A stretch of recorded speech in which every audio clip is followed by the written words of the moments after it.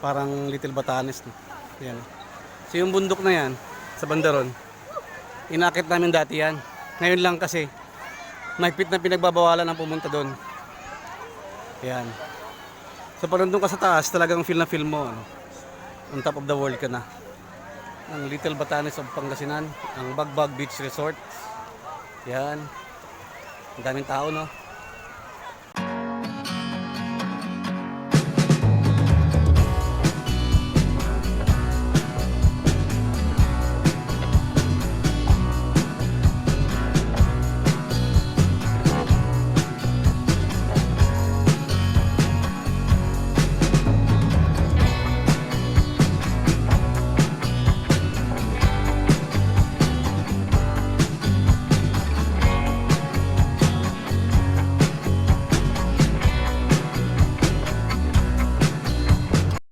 Yun, dito na tayo sa Bagbag Beach Resort. Yan. So napansin ko, no, dati kasi wala ito eh. May tinatayong isang malaking ano rito. Resort, di ko alam kung swimming pool ito o ano, no? Parang swimming pool eh. Yan. So talagang laki na ng improvement dito. So ikot tayo doon sa ano. Iwanan ko tong motor ko rito, okay lang siguro. So yun, mag-ikot tayo doon. So gagawin daw yan swimming pool. Ibang klaseng design, no? May hagdanan siya. So ikot tayo doon. Let's go. Doon tayo sa Bagbag Beach Resort. Yan. So yung napasok akong entrance ay ano, sa bandang kalagitnaan siya. Kaya ito tinawag na Little Batanes of Pangasinan. Kasi ano to, marami siyang bato-batong ganyan, no? Na formation.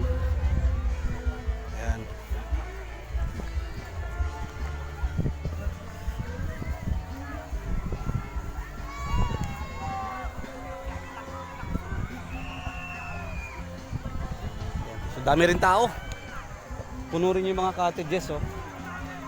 Ayan, oh. Puno rin yung mga cottages. So kahit saan ka pumunta ngayon sa mga beach resorts dito sa nakapalibot sa Western Pangasinan, karamihan kasi dito white sand. Ayan, oh, white sand. So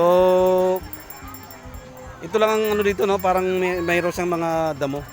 Di nawawala yan, lagi meron. So yan, oh, kita mo yung mga rock formation na yan. Parang Batanes. Pero hindi yan talaga yung dahilan kung bakit ito tinawag ng Little Batanes. Yan. Sa Bandaron kasi, sa likod ng kubo na yan, merong bundok doon na mataas. Actually, inakit ko na yun dati. Hanapin ko yung video ko doon. Inakit na namin dati yon. At meron doong, pag tinignan mo sa baba, para ka nasa Batanes ang feeling mo. Yan. So, ang daming tao. Puno-puno ng tao, ayan, oh. May hanggang doon.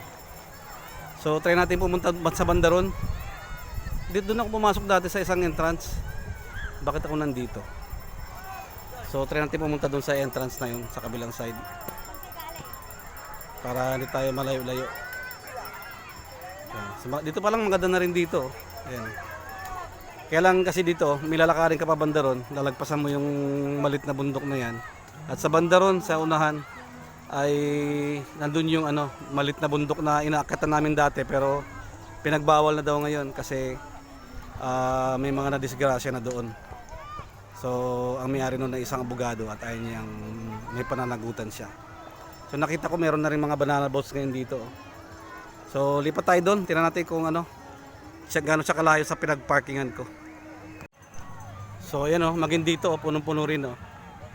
Tapos sa area na yan, merong puro resort din yan. Tapos sa likod niyan, puro resort din. Pag ganun, paikot yan. So naharangan lang nung isang area na yan, isang resort na yon. Sa likod nun meron pa uling resort. Mahaba pa yan. So kaya natin pumunta doon.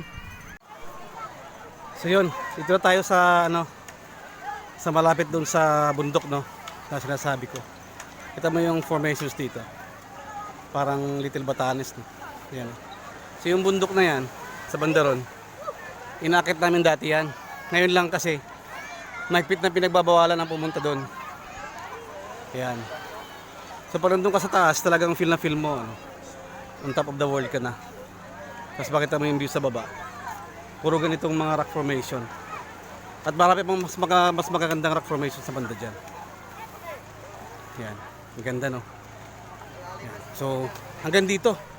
Puno pa rin ng tao. Hanggang doon. You know? Puno yan.